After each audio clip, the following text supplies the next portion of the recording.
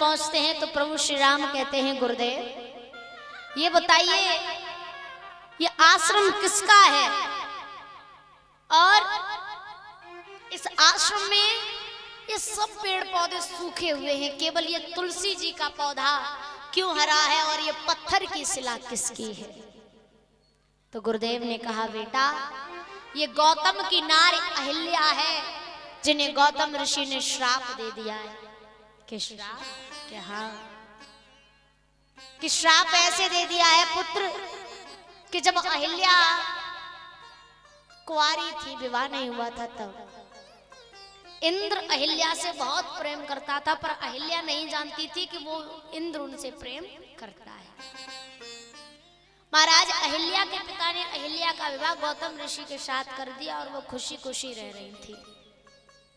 जब वो खुशी खुशी रह रही तो एक दिन इंद्रदेव और चंद्रमा दोनों मिल जाते हैं, आपस में बैठे बातचीत कर रहे थे। जब वो आपस में बैठे बातचीत कर रहे थे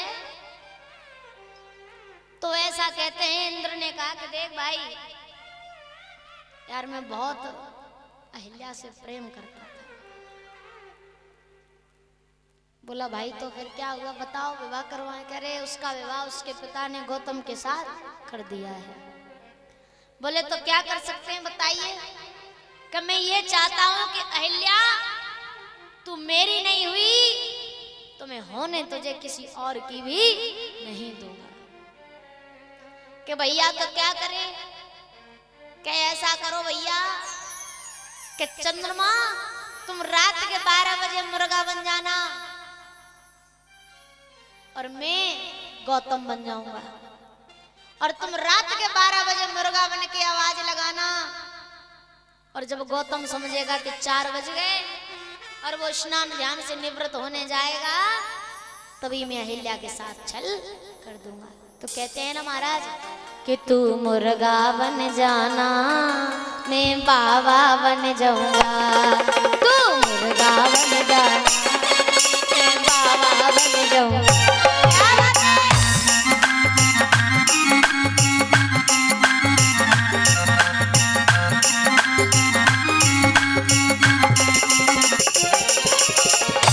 बोले भैया तू मुर्गा बन जाना मैं बाबा बन जाऊंगा, तू मुर्गा।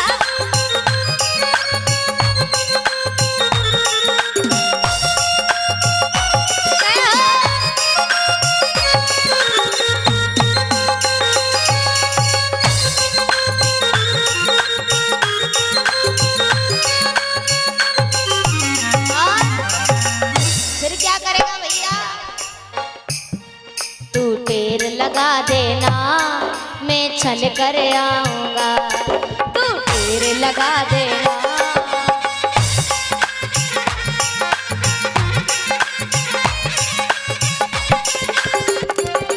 तू टेर लगा देना मैं छल कर आऊंगा, तू मुर्गा बन जाना मैं बाबा बन जाऊंगा, तू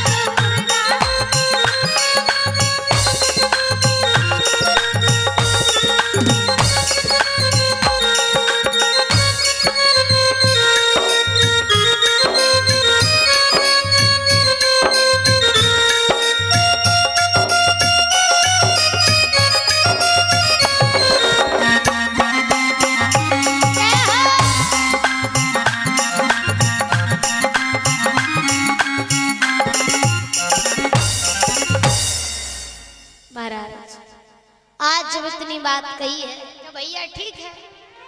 तो रात के 12 बजे चंद्रमा ने मुर्गा बन करके आवाज लगा दी। जब वो कुकड़ू चिल्लाया तो गौतम ऋषि ने समझा कि 4 बज गए। आज गौतम ऋषि ने अपने वस्त्र कंधे पर टांगे और वो यमुना में स्नान करने के लिए निकल पड़े। इधर इंद्र ने गौतम ऋषि का वेश धारण करके महाराज मैया अहिल्या के पास लेटकर भोग विलास करके मैया अहिल्या के साथ छल कर दिया।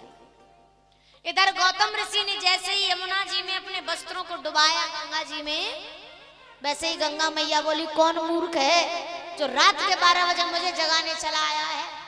गौतम ऋषि ने वस्त्रों को वहीं से खींचा और कंधे पर डाल लिया। बोले माँ मैं हूँ गौतम।